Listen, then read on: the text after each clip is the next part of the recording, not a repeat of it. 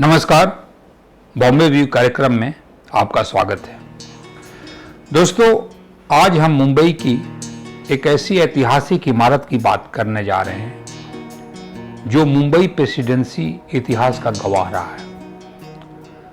वो इमारत जो कभी गवर्नर हाउस हुआ करता था, वो इमारत जो कभी एडमिरल आवास था, वो इमारत जिसमें कभी कोर्ट की कार्रवाई चलती थी। मुंबई जो आज आप जिसे आर्थिक राजधानी कहते हैं, इसे कमर्शियल सिटी बनाने की मुहिम ईस्ट इंडिया कंपनी ने आज से 350 साल पहले शुरू कर दी थी। मुंबई को अंग्रेजों ने अपने तरीके से बसाया था, खासकर फोर्ट एरिया को। फोर्ट एरिया में बने आप ब्रिटिश इमारतों को अगर देखें तो ब्रिटिश एरा की याद दिलाती है। उन्हीं इमारतों में एक इमारत का नाम है द ग्रेट वेस्टर्न बिल्डिंग। अगर हम इसके लोकेशन की बात करें, रीगल सिनेमा से अगर अब एशियाटिक लाइब्रेरी की तरफ बढ़ते हैं और स्टॉक एक्सचेंज से अगर आप मुंबई समाचार मार्ग होते हुए आते हैं तो दोनों तरफ से आने में लॉयन गेट पड़ता है। लॉयन गेट के ठीक सामने एक हेरिटेज बिल्डिंग खड़ी है। उसी बिल्डिंग का नाम है the great western building. The great western building इमारत का इतिहास बहुत दिलचस्प रहा है। जब विलियम हॉर्नबी 1771 ईस्वी में गवर्नर बनकर बॉम्बे आए तो उन्होंने इसी इमारत में रहना शुरू किया। यह बॉम्बे का गवर्नर हाउस बन गया। चूंकि उस समय परेल इलाके में एक गेस्ट हाउस हुआ करता था जिसे समर गवर्नर गेस्ट हाउस कहा जाता था। वो गवर्नर का समर हाउस था। गर्मियों में हमेशा गवर्नर वहां जाकर अपनी छुट्टियां बिताते थे और मॉनसून शुरू होते ही वो फिर फोर्ट एरिया में आकर यहां रहना शुरू कर देते थे। विलियम हॉर्नबी ने यह फैसला किया कि इस इमारत से गवर्नर हाउस को शिफ्ट किया जाए और समर हाउस को परमानेंटली गवर्नर हाउस में तब्दील कर दिया जाए। तो विलियम हॉर्नबी अपने परिवार के साथ परेल के उस समर गेस्ट हाउस में शिफ्ट हो गए। चूंकि इस इमारत में विलियम हॉर्नबी रह चुके थे, इसलिए कुछ सालों तक इसे हॉर्नबी हाउस भी कहा जाने लगा। बॉम्बे नेवी के चीफ जो एडमिरल थे, उनका आवास इसी इमारत में शिफ्ट कर दिया गया और ये एडमिरल हाउस बन गया। यह 1795 ईस्वी तक एडमिरल हाउस रहा। इस बीच 1786 से 1788 ईस्वी तक इसी इमारत के पिछले हिस्से के हॉल में मेयर कोर्ट लगना शुरू हुआ।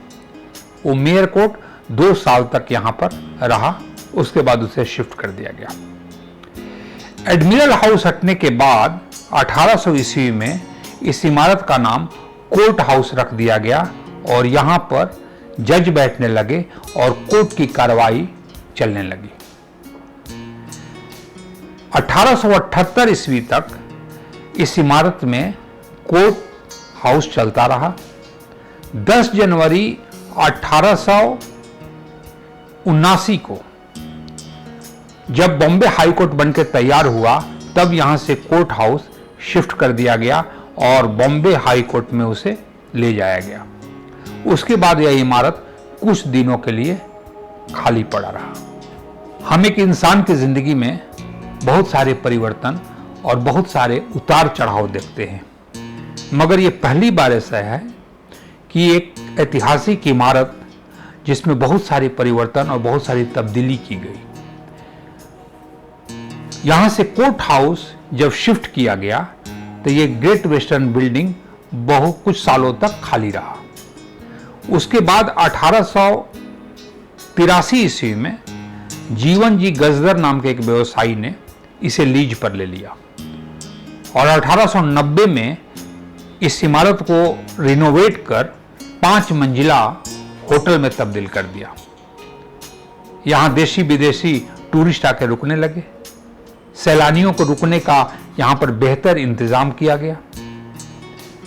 इस बिल्डिंग के सामने जो सड़क है उसे अपोलो स्ट्रीट कहा जाता था, क्योंकि यह अपोलो बंदरगाह के ठीक पीछे है। जब अपोलो स्टेट को चौड़ा किया जाने लगा तो इस होटल के शानदार पोर्च को तोड़ दिया गया और यह होटल 1980 तक चलता रहा। उसके बाद इस होटल को बंद कर दिया गया।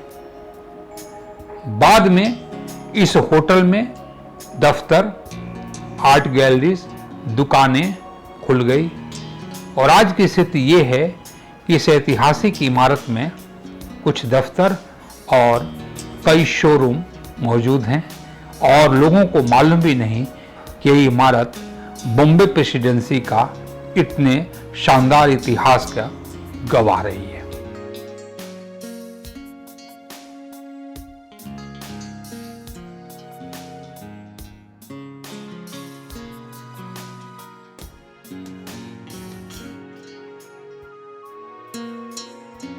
तो आज के लिए बस इतना ही।